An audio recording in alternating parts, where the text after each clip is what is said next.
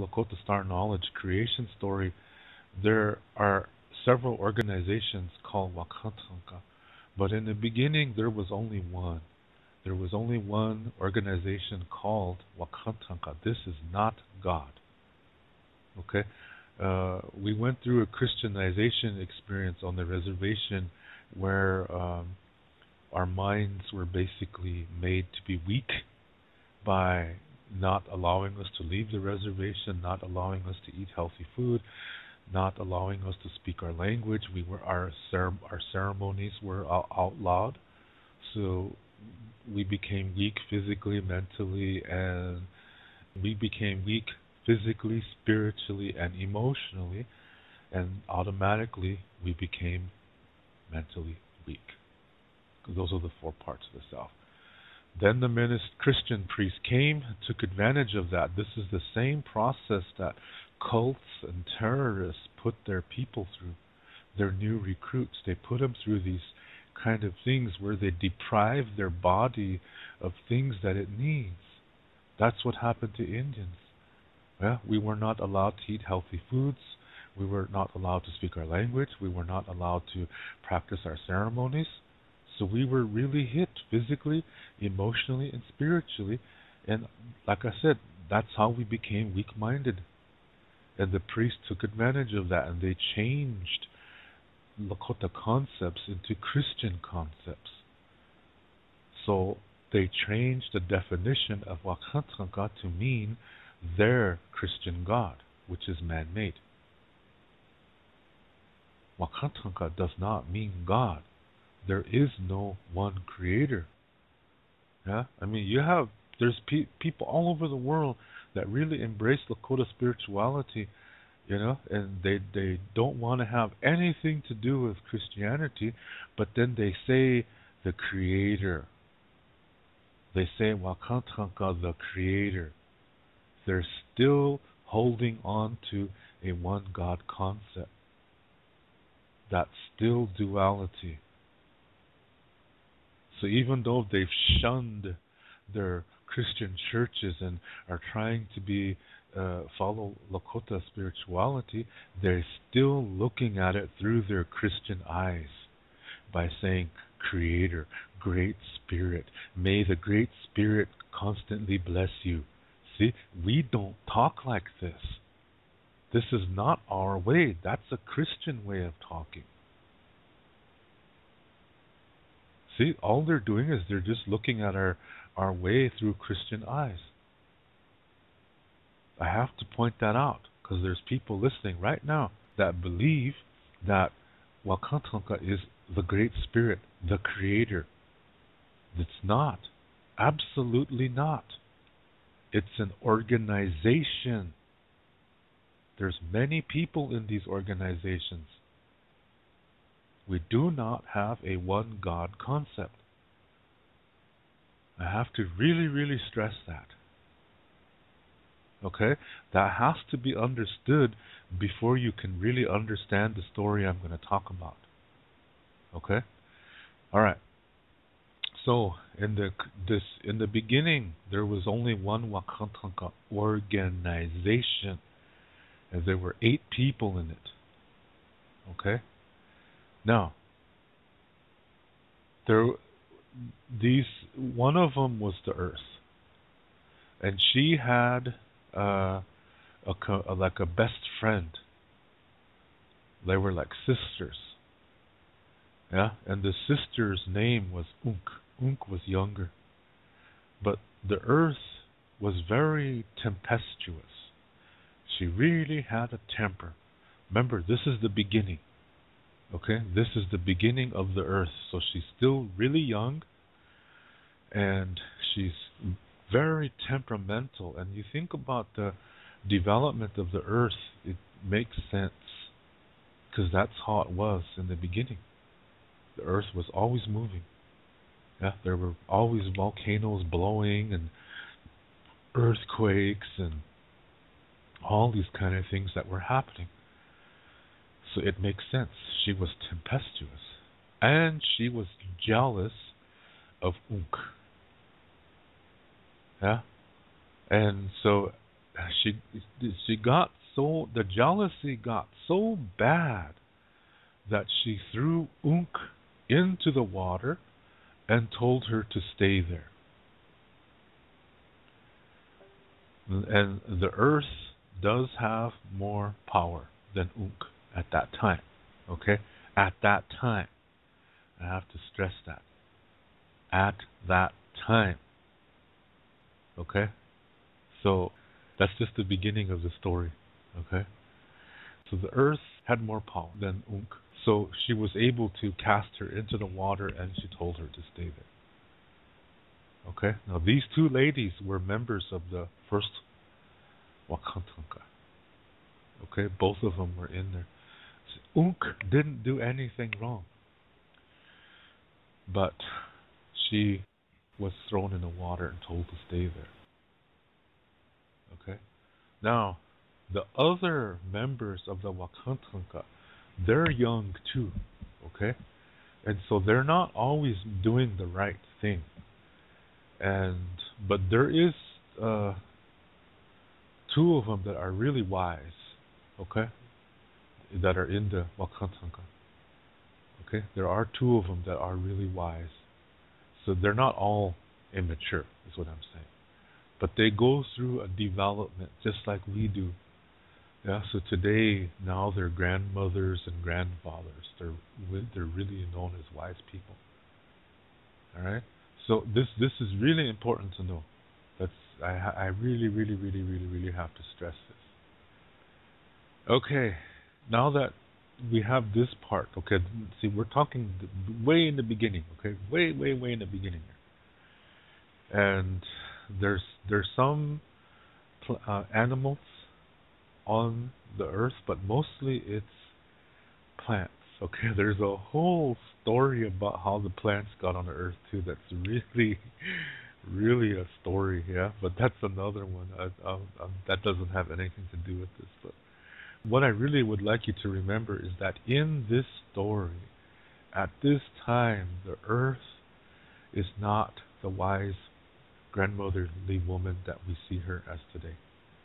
She was just a spoiled brat. Yeah, she was just a spoiled brat. She always was complaining. She complains. She wants this and wants that. When she gets it, she finds fault with it. It's not good enough, and it's just a spoiled brat. So she's handled with care. But at the same time, she's made aware by the wiser members of the Wakantanka. They tell her, say, hey, be careful.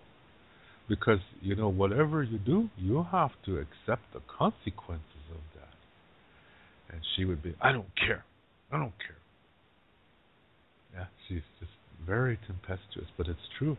She has to put up with the consequences of her actions. Remember, when people do things, okay, just let me continue with the story, then we're going to point out some things here that we learn from this story too. For example, like when someone does something against you without just cause. I'm writing that down so I can come back to that later. We're going to learn about that from this story too. Yeah, how to handle that. So, after Unk was thrown in the water, she was hurt, of course, yeah. She was hurt, she was crying, and then she got angry, yeah, because the other members of the Wakantanka didn't do anything to remedy or rectify the situation. Shoot, am I using that word right? I don't even know if that means the right thing. Hang on, I'm gonna look that word up. Rectify. Definition. Rectify. To make right. Yeah. Correct. Okay, yeah, so that's right. The Wakantanka organization did not do anything to rectify the situation. So, she became angry, and she wanted. She's on a new path, and now she wants to cause trouble for everything. Yeah, she wants to cause problems. She wants to cause contention. Yeah, she wants to make it so that people are disturbed, that people are always nervous, uneasy, scared at what's going to happen next. That's what she wants now, because remember she's seeking revenge. Yeah. So there was a time period where um, the Wakantanka. Now there's eight. Remember, I said there's eight of them at this time. Okay, and there was a time period in which they created beings. Okay, from themselves. Okay, so for example, wow, so there could be several Halloween style themes from this part. You'll see what I mean. Some of the members of the Wakantanka are the sun, the moon, like I said, the earth, Unk, the blue that you see in the sky, that's Shkon, that allows for life to move, Tate, the wind, how many is that? 6. Ian, the mountain, and Wakian, the thunder being. Okay, so these are the 8, the first 8. And they created beings, not necessarily from themselves, but based on themselves. So the sun creates beings that live in the fire, for example. Wakian creates more Wakian, yeah, more thunder beings. But you kind of get the pattern here, okay? So, as these 8 members of the Wakantanka are creating things, another thing that's being created is something called Tonggang. These are helpers who live in small circular rocks. And I won't tell you where to find them because there's lots of New Agers listening and I'm not going to give them that information. But those of you who are traditional, you know where they are. Yeah. And these are helper spirits and they're called Tonggang. And sometimes they're called Tangashi. And in Lakota language, whenever something is really special to you, yeah, when something is endearing to you, you say la at the end of the word. So Tangashi, see, these really became loving, grandfatherly helpers. And so as a result, we call them Tangashi La. Yeah, this is the first definition for the word Tangashi La. Now, there's a whole bunch of them, okay? There's not just one. So in Lakota, the plural is Bi. Yes, in English, it's the plural S or ES. In Lakota, it's Bi. Lots of times on the internet, you see people say, "Hey, all my kolas." Doesn't even make sense. That's the plural S. That's English. Yeah? And it's mita kolapi. That's plural. Not kolas. You see what I mean? So people think they don't take time to check things out. Yeah, it shows you the duality and even in Indian people, as I explained earlier. Okay, back to the story. So that's the first definition of Tangashi La, is these helpers. Yeah. Later, when humans come on the earth and the older generation, as they become grandparents, Now the men were called Tungashila.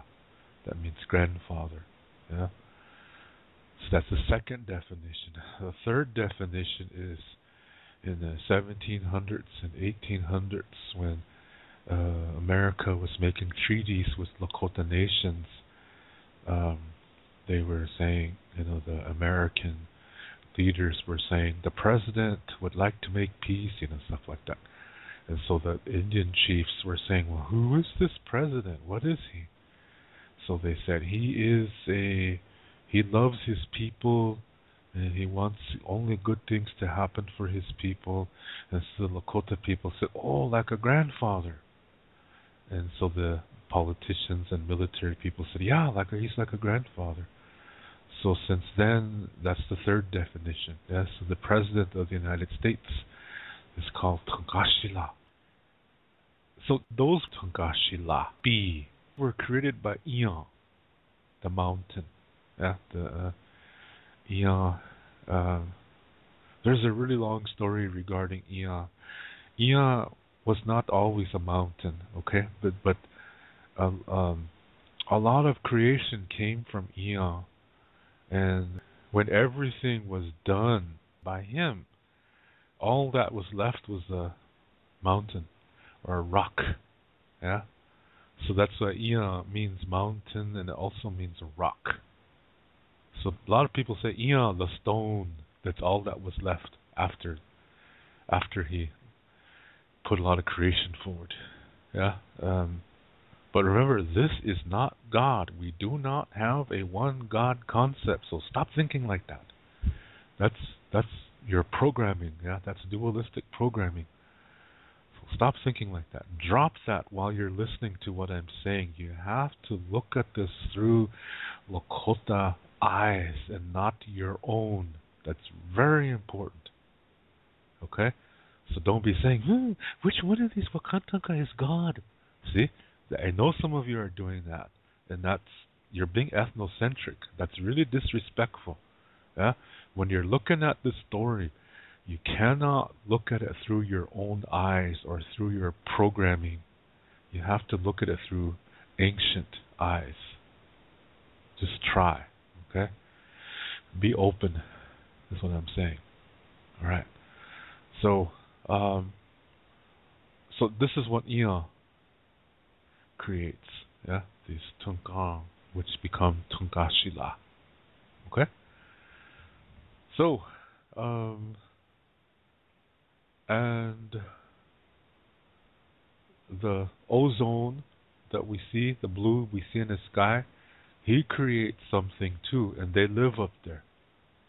And even today, scientists are just now finding out what these are. They're not reporting it because it's going to scare the hell out of you if you see them. But some pilots who fly long-distance international flights have seen them. And also astronauts who are on the shuttle when they are going around the Earth, they see them too. And there is some film footage of them that NASA does have. And they do look really scary. There are creatures that are living up there. Real live animals. Yeah, these creatures are what's allowing us to live on this earth. Think about that. These creatures, they eat the radiation that's coming in from outside. And that's how we're allowed to live on the earth. So when they say there's a hole in the ozone layer, what happened is that a lot of these creatures were killed in that area, and so radiation is leaking in. Yeah, these creatures are what Sicangu created. Sicangu is the blue that you see in the ozone. Like I said, scientists are just now finding this stuff out, yet we have this information for millions of years. We already knew about it. Yeah, but that's another story. Now I'm gonna stop. I have to be careful that I don't branch off into others. I'm staying to this one with Unk. Okay, so I'm getting to that. Now, who else do we have here? Trate, the wind, creates other winds. So the Gulf Stream and all these other winds are, created that are going around the Earth. Yeah? Remember that at that time the Earth is only one continent, so the wind stream patterns were different back then than they are today. All right? And let's see, what else do we have? I think I pretty much covered everybody here. The Earth creates more plants. Yeah. Um, like I said, the sun creates beings that live in the fire, and therefore they're helpful too. They serve a purpose. Yeah, they do serve a purpose. That's why fire is sacred. You have to be careful with it. There's beings that live in the fire, so you handle it with care. Okay. All right. Let's see. What else? Where are we missing? See, we got Wakia created other Wakia, thunder beings. Ia creates Togashi. The moon. I'm not going to go into that one. That's going to branch off into another story. Okay, so I'm going to hold off on that one. The earth. Okay, we talked about that. Sun. Shkan. Trate. Okay, now we have one more left. That's Unk. Okay. Remember, Unk is in the water. Now, at this creation period, she's angry. She wants revenge against the earth. So she decides to create all kinds of creatures that can live in the water and on the earth, and and she puts her revenge energy into these creatures to cause trouble for the earth. Yeah, and they're all kinds of shapes, and she's just angry. Yeah, so she creates really funny-looking things, just goofy. That's why when you see things in the water, they're strange. Yeah, remember, even 2 years ago. Remember, where is this place on the world where it's supposed to be the deepest area in the Pacific Ocean, and they sent the camera down there, and here something came, and it looked just weird.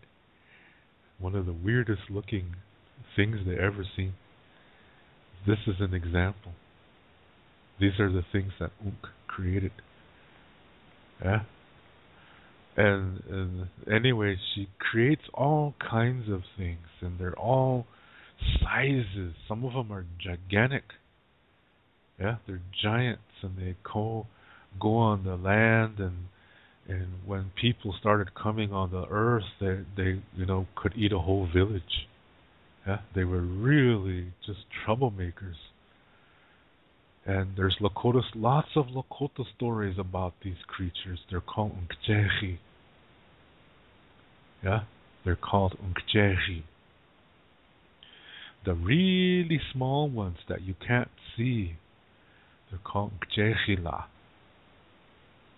Yeah, and there's a certain kind that can poison the water, so that when you drink it, these little ones go inside your body and they make you sick.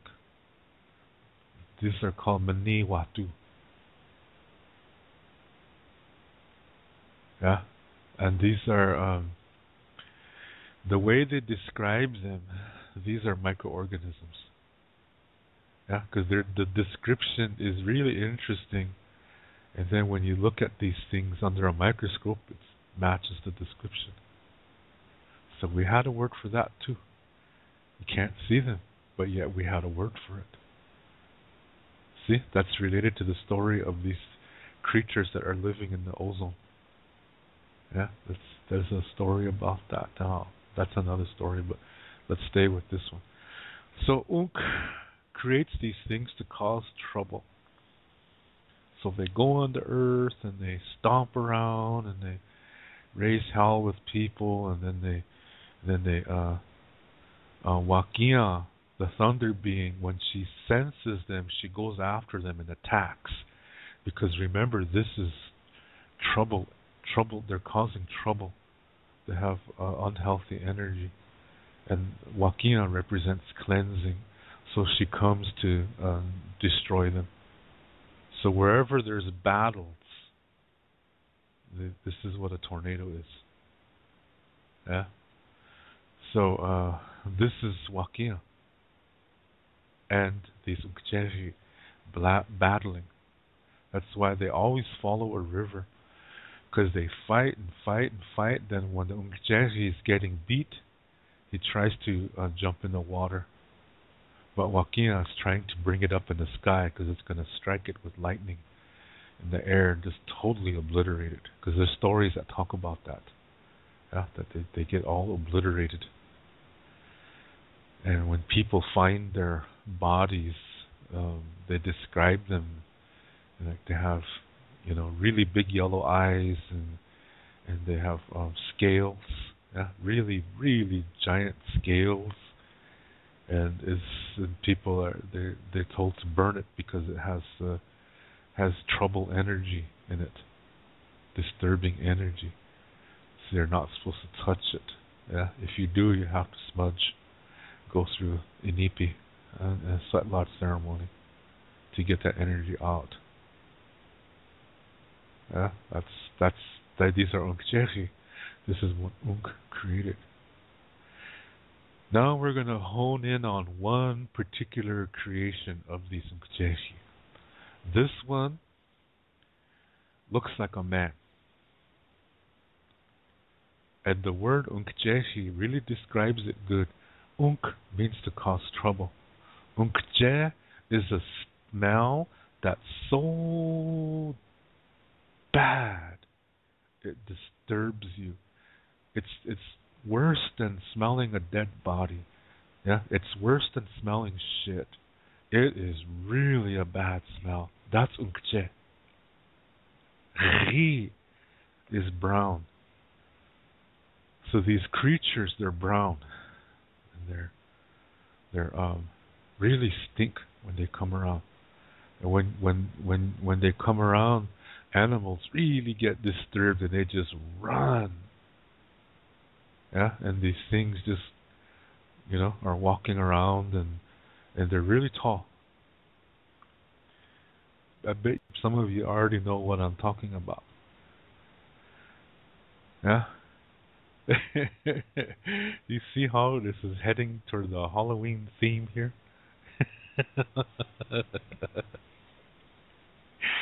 Oh, man. Now we're going to focus in on a story that happened in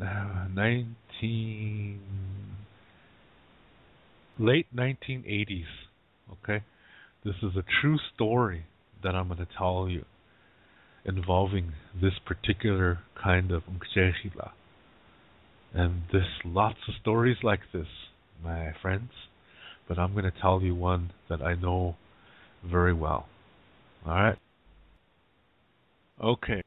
We're going to focus on a particular Unkchechi. We're going to talk about a certain type.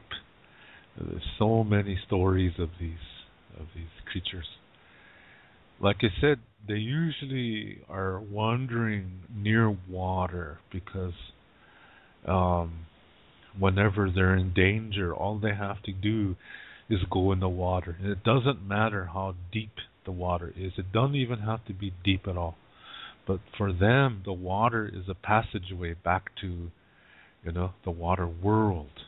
Okay, which is where they can live there too. Yeah, they can live on the water. They can live in the water, and they can also live on the land. All right. So, West End Cheyenne River Sioux Reservation, 1980s. On most reservations, there's a lot of houses that they call scattered units, and what they are in American history, when Indians were placed on reservations, there was a law that cut the reservation up into parcels of land. and every family was given a piece of land, and they were told to be farmers. And um, they kept doing this until there was no more land to give away. Okay? So, as a result, every family was given a log house and certain things. That was back in the early 1900s. Okay, but now, today, people still have these lands, and sometimes they can get whenever the tribe has the money. I mean, they always have money, but they never use it for the right reasons. Whenever the tribe decides to build houses, a lot of times people will request for a house to be built on their land, and so this is out in the country. So when you drive on reservations, sometimes you see that. Yeah, you'll see a house way out there, another one way over there, another one way back there, and these are called scattered units.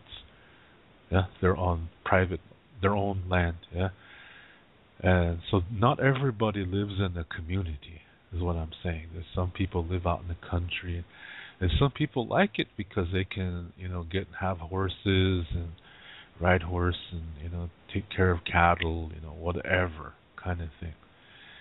So, in this story, this was a family. They had a scattered unit, and it was summertime. The summertime days are very long, and the family was going into a local town to do some food shopping.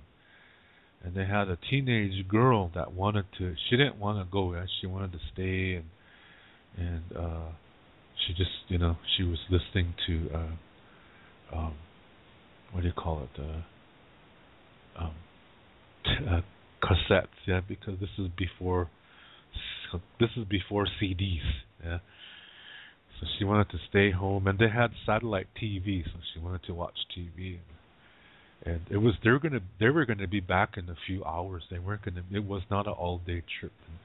And they have lots of watchdogs, yeah. So she would be okay. And plus, there's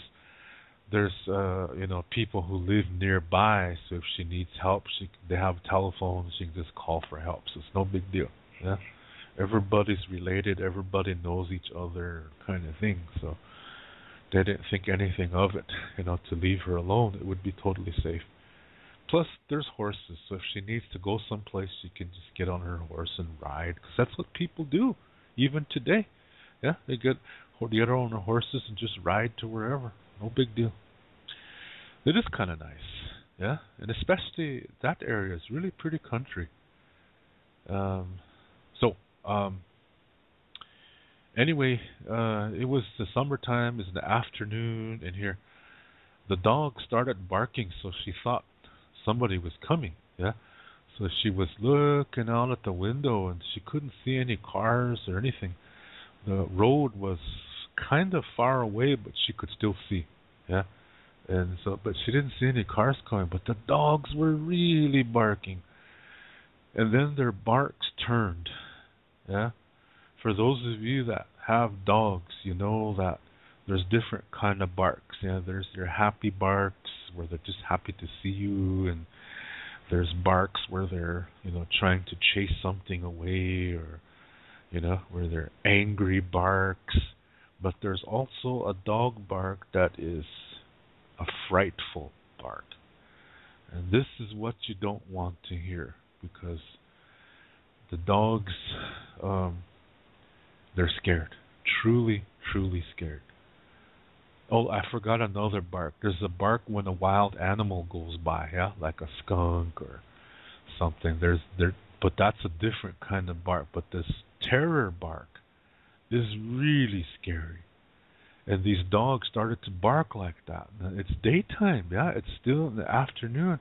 It's probably like 2 o'clock in the afternoon, and it's daytime, and suddenly there's this smell, and it really stinks, yeah, really bad.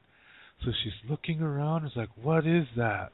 Now I have to describe this house for you. These particular kind of houses on Cheyenne River Sioux Reservation, they're kind of high off the ground.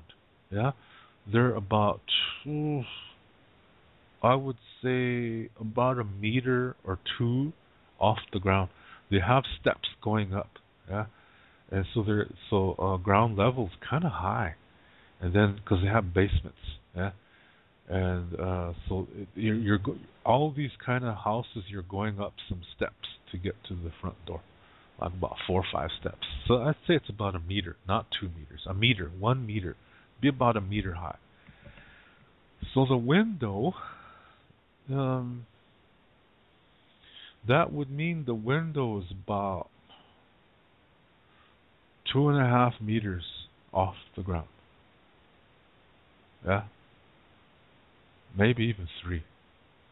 Yeah, maybe no, 2.5 meters off the ground. There's not too many people who are that tall. That's really tall. Yeah. So, so she was looking out, and here she heard something like a, like that. It's really loud. It looked like it was under the window.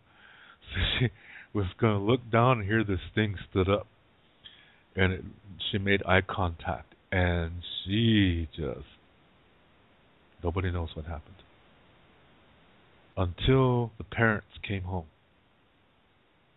Parents came home and the dogs were running all over the place, and the right away the dad knew something was wrong, so he went and usually a lot of these guys, they have rifle in their pickup because they hunt, yeah. So he got his rifle and was running. The horses were really, nervous too. Everything was just weird.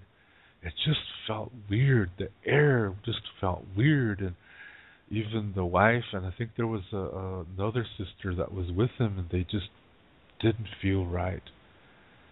Yeah, and they told him to stay in a pickup, and he was calling for the other daughter, but nobody answered.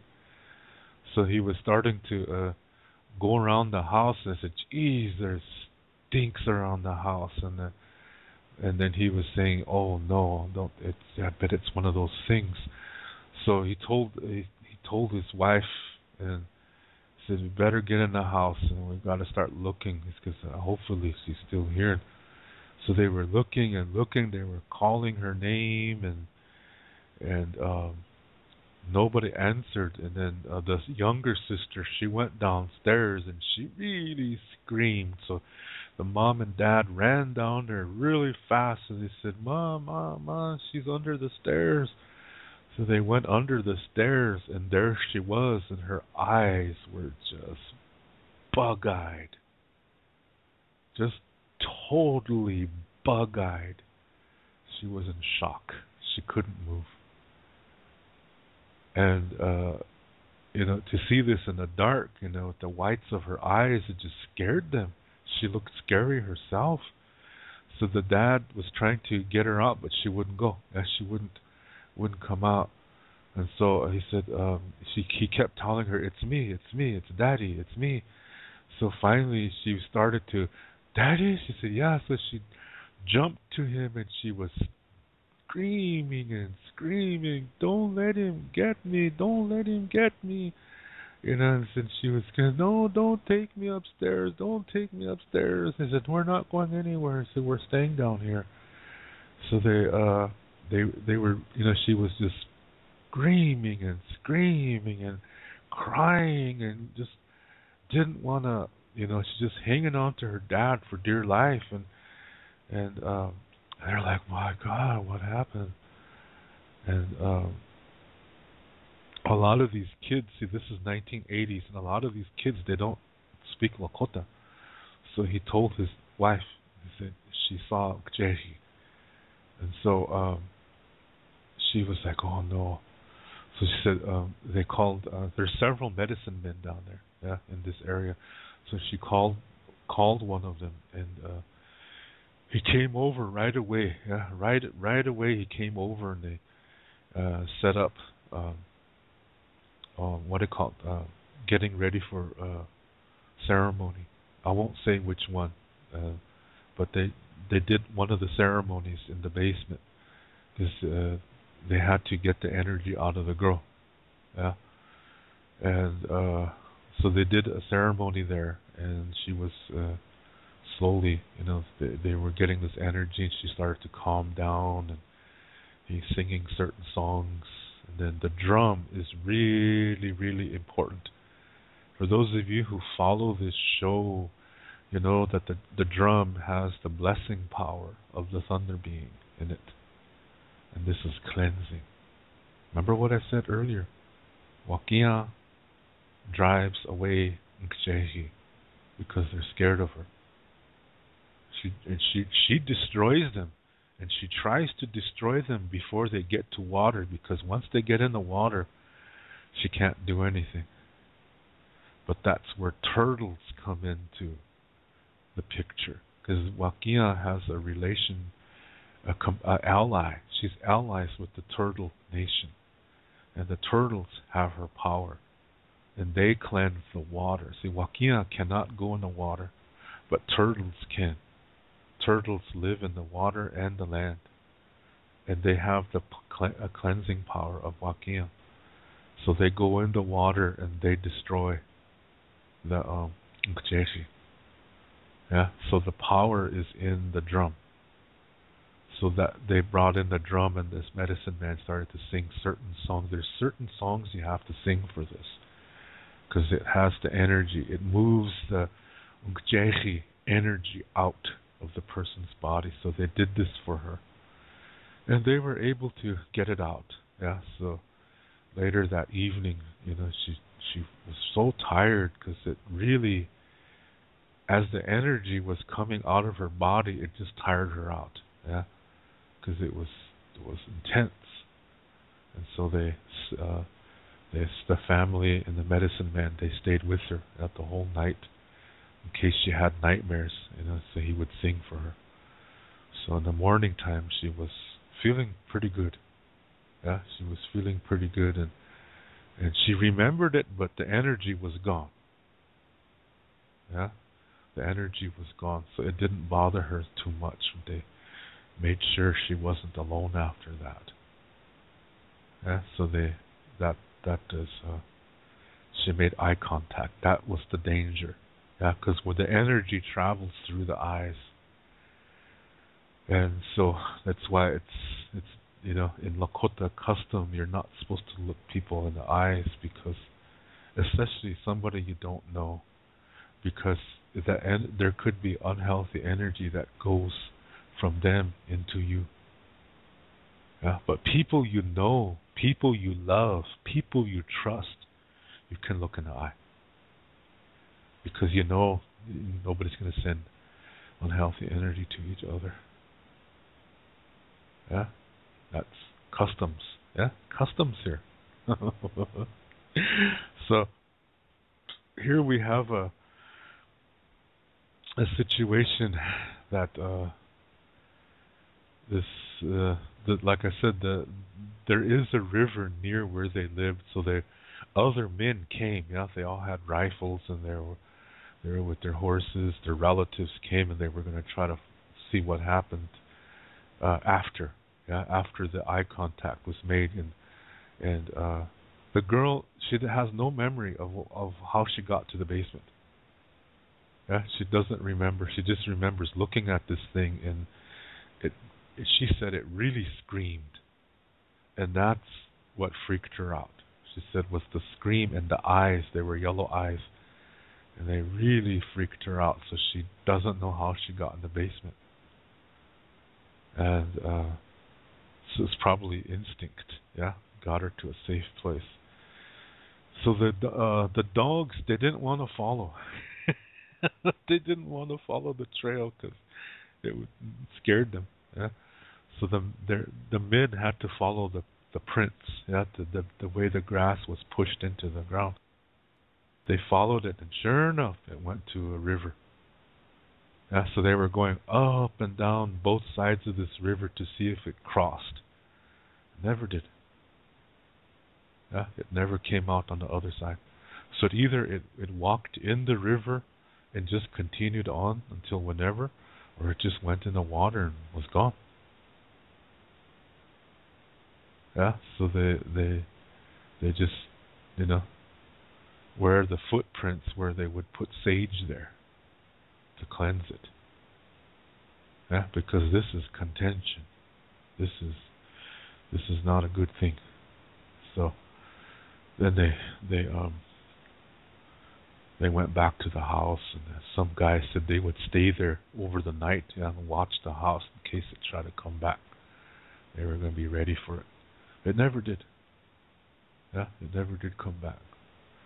But the family made plans to move into the community because they wanted to protect their children. Yeah, so then they went ahead and did that. True story. True story. Yeah, not kidding. What do you think that was? Something that's about 10 feet tall. Looks like a man, but it's not. Brown hair all over the body. Smells horrible. I'll leave that to your imagination. But some of you know what that is. They're all over the world. Just people don't realize it. They live where the water is. And people just don't realize. Yeah? Like I said, all this happened during the daytime. And when I first heard it, and I was like, oh man, it just gave me the heebie-jeebies, yeah?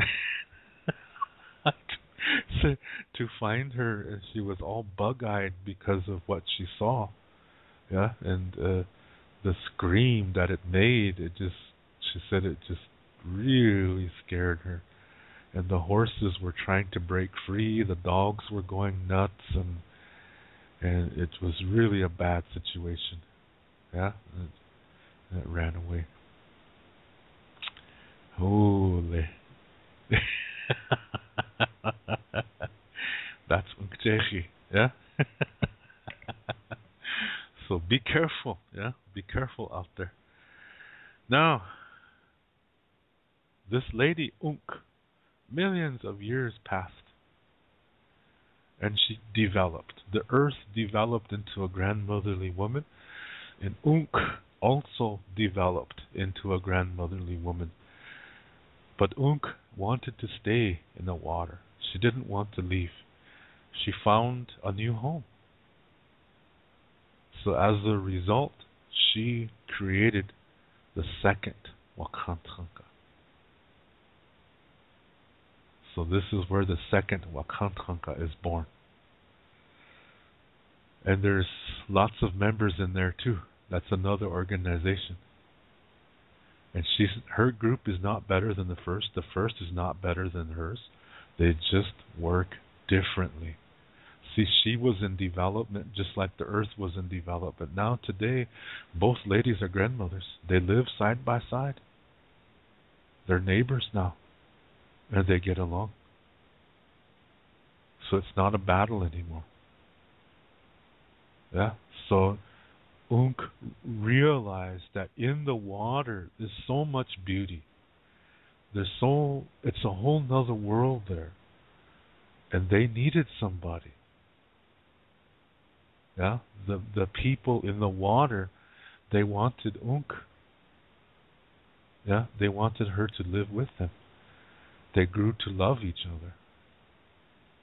So she wanted to stay. Yeah, she didn't have a desire to come back on the earth anymore. Because what she grew to love this was her home.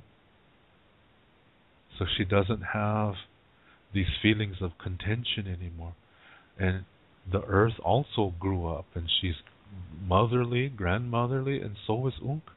Unk is also motherly and grandmotherly, but for the water. Yeah? You just try to make the best with what you have.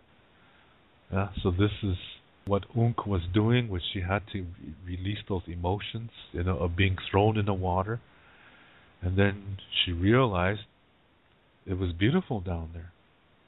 And she decided, I'm going to make this my home. She made the best out of the situation. And it turned out better for her. So now she's the leader of one of the Wakantanka groups. So what started as, uh, being thrown in the water ended up her becoming a leader of one of the Wakantanka groups. Yeah, so when somebody does something against you without any reason, without just cause, it's only natural to want justice. And when you don't get it, taking revenge is not going to work. So you have to try something different. And that's what Onk did. And the result was she ended up in a better situation than she was before.